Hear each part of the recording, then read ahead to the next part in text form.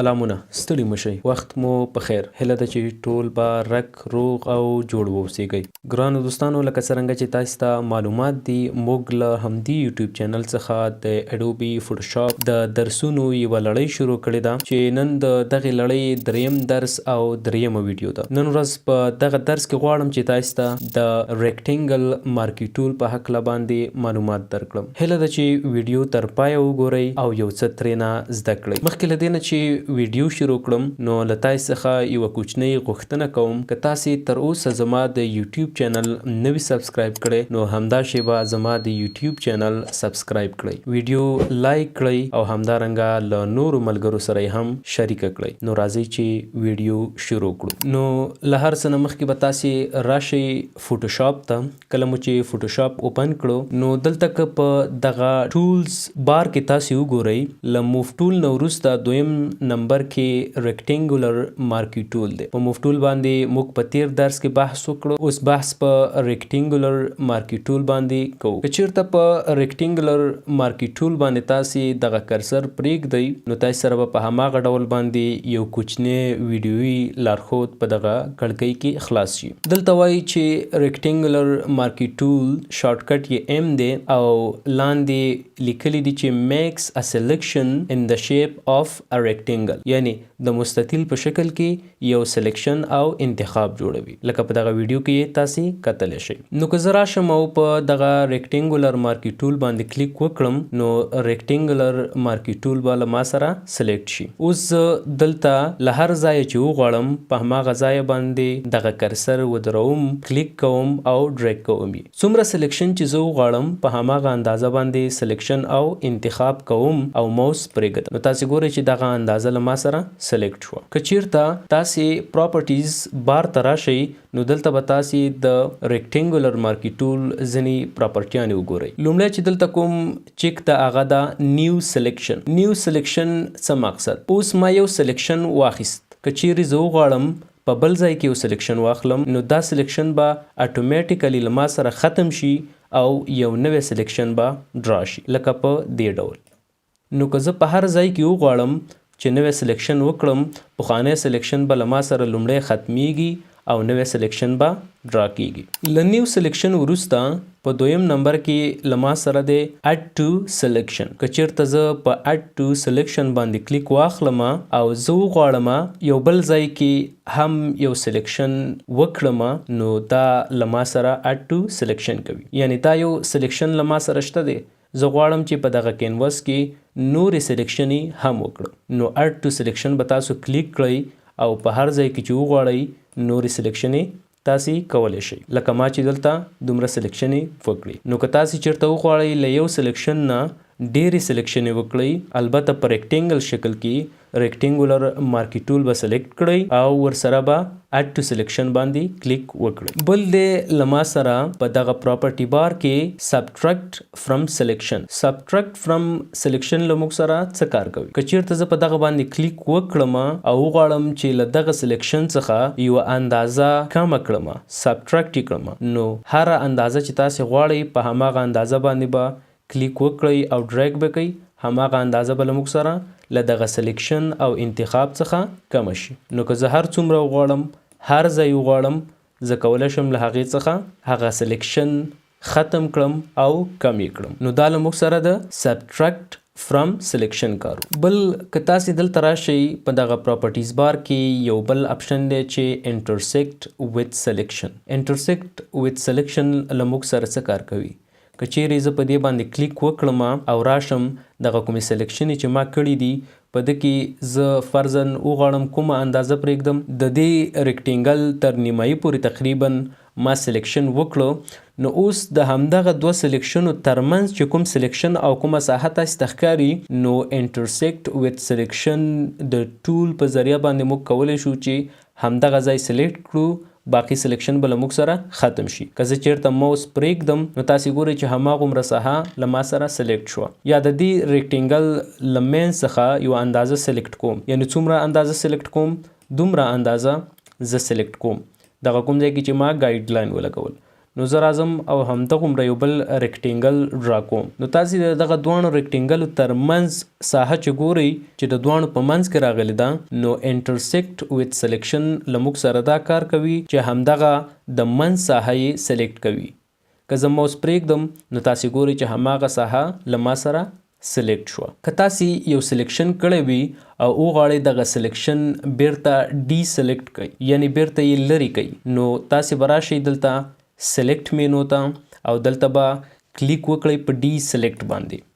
که چیرته تاسې وغواړئ یو څه مو ختم کړي وي یا مو لرې کړي وي یا مو یو عمل ترسره کړی وي او هغه بیرته انډو کړئ بیرته یې راولئ نو په فوټوشاپ کې د دې لپاره شارټکټ کی ده کنټرول زی یا کنټرول زیډ. کنټرول زیډ چې کله تاسو څومره هم وهئ نو څومره کار چې تاسې په تیر کې کړی وي هغه به بیرته له تاسې سره انډو کیږي. او همدارنګه د ریډو لپاره یعنی هغه څه چې تاسې انډو کړي وي غواړئ هغه بیرته ریډو کړئ بیرته یې راولئ نو د هغې لپاره کنټرول شفټ زی یا کنټرول شفټ زیډ ستاسې سره شارټکټ کی ده. دا چې کله ما پریس کړ نو تاسې ګورئ چې له ما سره هغه څه چې ما انډو کړي وو بیرته ریډو شو. که چیرته تاسې وغواړئ بیکګراوند کې رنګونه اضافه کړئ په ریکټینګل شکل کې نو دا هم موږ د ریکټینګولر مارکي ټول په واسطه باندې کولی شو. له هر څه د مخه به تاسې راشئ څومره ساحه کې چې غواړئ رنګ اضافه کړئ هماغه ساحه به سلیکټ کړئ.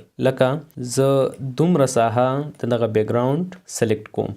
دغه ساحه چې ما سلیکټ کړله نو له ده نه وروسته به تاسې راشئ ایډیټ مینو ته او په ایډیټ مینو کې به فل ته راشئ. نو زه په فل باندې کلیک کوم او دلته ورته انتخابوم څه شی کلر. څه ډول کلر؟ دغه ډول یو ډارک ریډ کلر ورکوم. په ده باندې به اوکې کلیک وکړئ او دلته به هم اوکې کلیک کړئ. نو تاسې ګورئ چې هماغه اندازه باندې تاسې سره په بیکګراوند کې یو سور رنګ راغی. نو که تاسې وغواړئ چې دغه کوم ساحه چې سلیکټ ده بیرته یې ډي سلیکټ کړئ کنټرول ډي ووهئ هغه له موږ سره ډي سلیکټ شوه. همدارنګه که دلته تاسې وګورئ یو بل آپشن دی فیدر.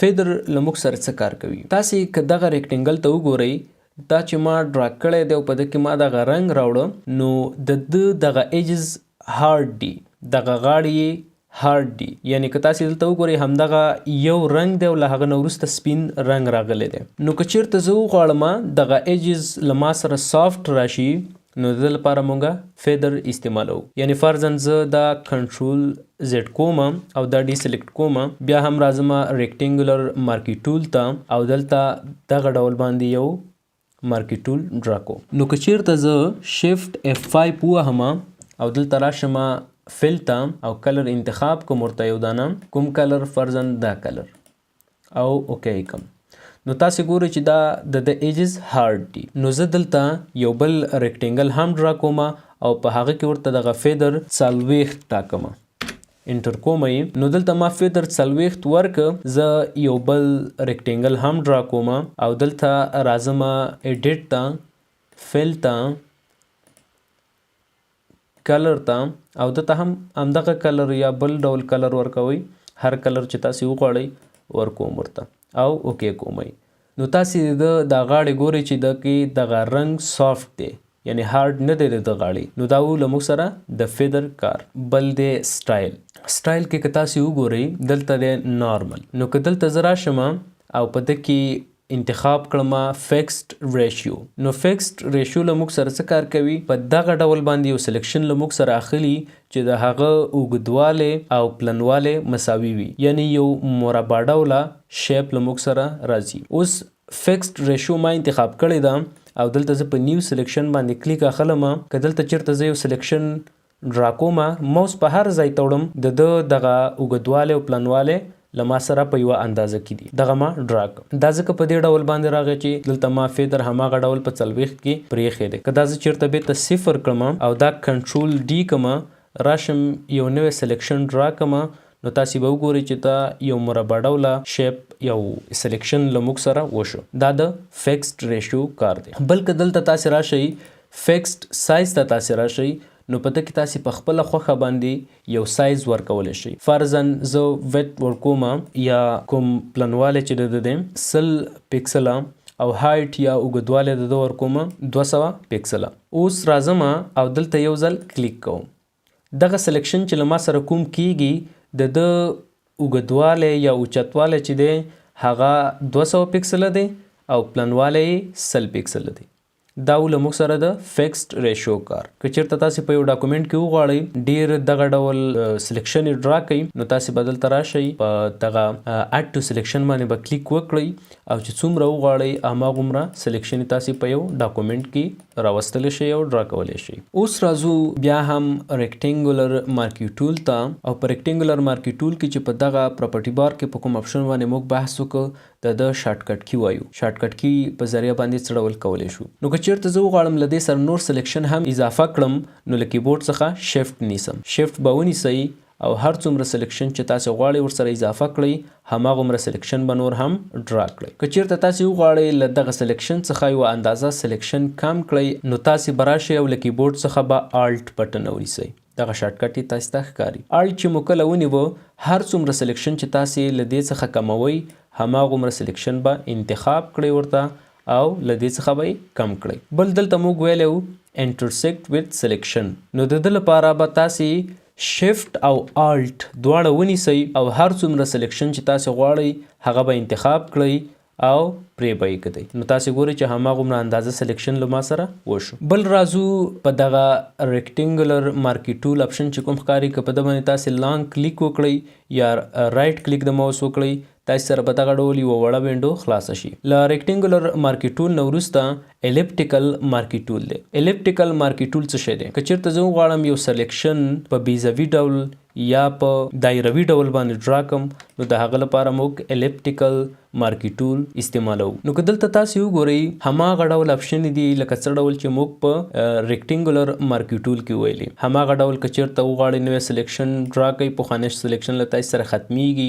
همدارنګه غواړئ له دغه سلیکشن سره نور سلیکشن اضافه کړئ اډ ټو سلیکشن باندې به کلیک وکړئ او همدارنګه غواړئ له دې څخه یو اندازه سلیکشن کم کړئ نو تاسې به سبټرکټ فرام سلیکشن باندې کلیک وکړئ او له دې څخه به سلیکشن کم کړئ. او که چېرته غواړئ چې تاسې یو بل سلیکشن هم ډرا کړئ او د دواړو سلیکشنو ترمنځ چې کومه ساحه راغلې ده هغه انتخاب کړئ نو تاسې به انټرسیکټ ویت سلیکشن باندې کلیک وکړئ او هماغه اندازه به ورته سلیکټ کړئ.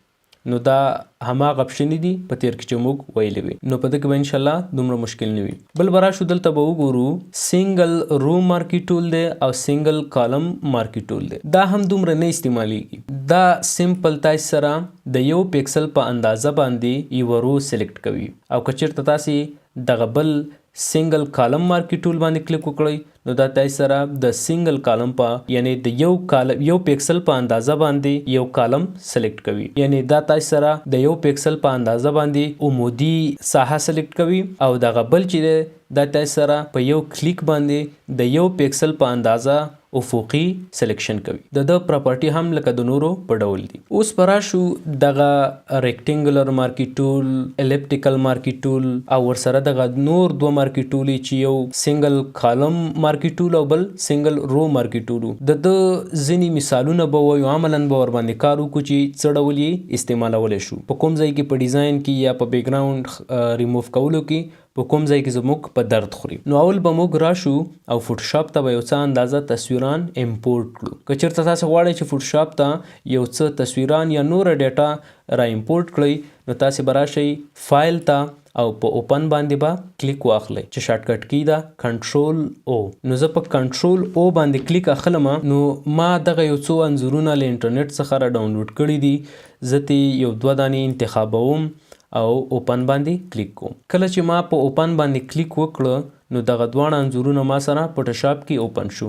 د دغه ټیبز له لارې تاسې کولی شئ چې هر یو انځور غواړئ انتخاب یې کړئ انتخابولی شئ. نو لومړی مونږه ریکټینګولر مارکي ټول ویلی وو راځم ریکټینګولر مارکي ټول انتخابوم او همدغه ساحه که چیرې زه وغواړم په دې انځور کې چې دا ساحه زه له دې څخه لرې کړم او په بل ځای کې یې پیسټ کړم یا یې ته بیخي لرې کړم او د ده شاته وغواړم یو انځور راوړم یا هر څه او یو فریم په ډول باندې تبدیل کړم. که وغواړئ پی ان جي سیو کړئ نو تاسو باید لومړی دغه بیک ګراوند ریموو کړئ. نو که تاسو وګورئ دغه بیک ګراوند ریکټینګل شکل لري، زه ریکټینګولر مارکی ټول سلیکټ کوم او له دغه ځای څخه زه لږ زوم کوم، له دغه ځای څخه سلیکشن شروع کوم تر هغه ځای پورې چې زه دغه ټوله ساحه سلیکټ کړم. نو تاسو ګورئ دومره ساحه ما سلیکټ کړله. که وغواړئ چې دا له دې ځایه لیرې کړئ، لومړی به راشئ دغه بیک ګراوند لیر چې دی دغه لاک باندې به کلیک وکړئ او انلاک به یې کړئ، یا بله لاره یې دا ډبل کلیک به ور باندې وکړئ او اوکې به یې کړئ،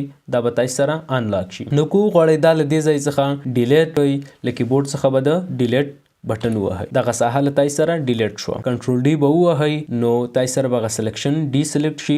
کنټرول 0 به ووهئ، دغه هر څه به سکرین کې فټ کړئ. نو تاسو ګورئ چې دغه ساحه له موږ سره ترانسپیرنت شوه، او که تاسو هر ډول تصویر هر څه وغواړئ دغه بیک ګراوند شاته یې راوستلی شئ او فکس کولی شئ. راځم دغه بل تصویر ته. دغه تصویر کې که تاسو وګورئ دغه دیوالي ساعت دی، د شیپ او شکل څه ډول دی، دا یو دایروي شکل دی.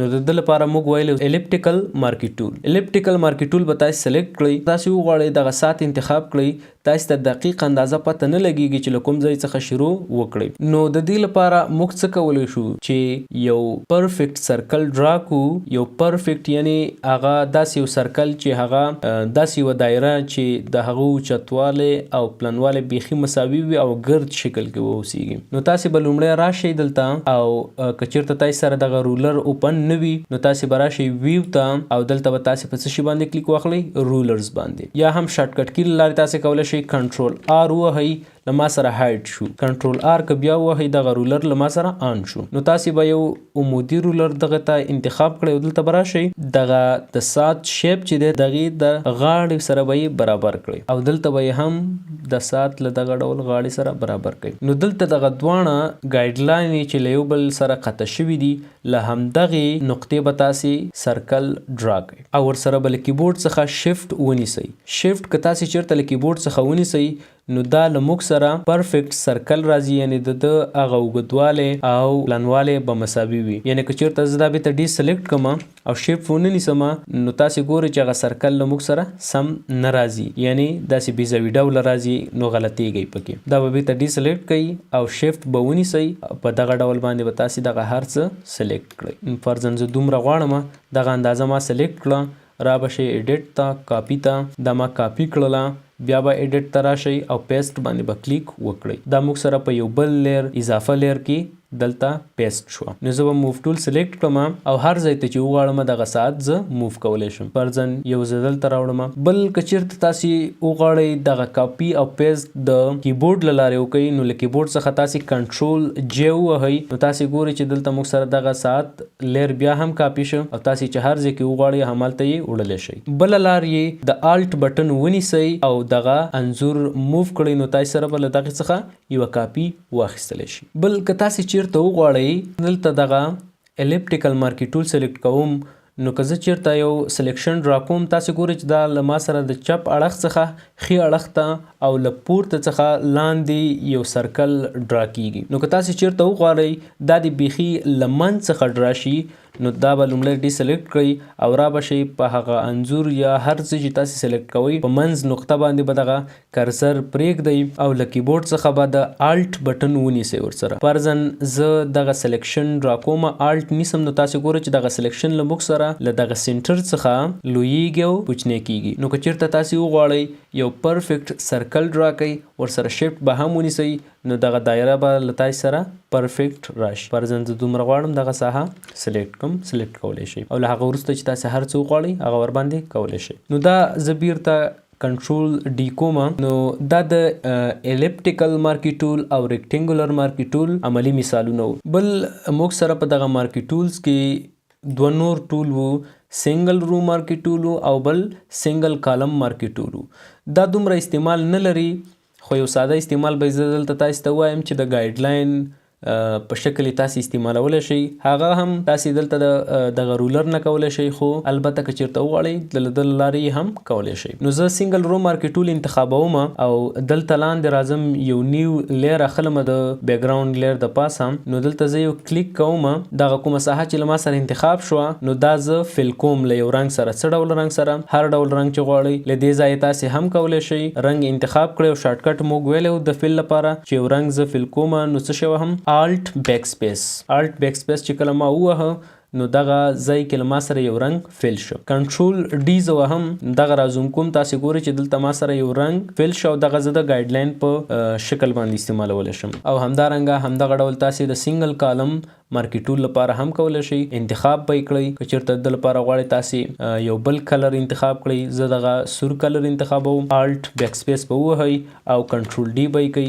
نو تاسې ګورئ چې تاسې سره یو بل لاین په سور خط کې راغلی. نو دا دوستانو د مارکي ټول په هکله یو لنډه ویډیو او یو لنډ درس. نو هیله ده چې دغه ویډیو مو خوښه شوې وي. که چېرته مو ویډیو خوښه شوې وي ویډیو لایک کړئ، چینل سبسکرایب کړئ او له نورو ملګرو سره یې شریک کړئ. تر بیا ښه وخت، ښې چارې، خدای مو مل شه.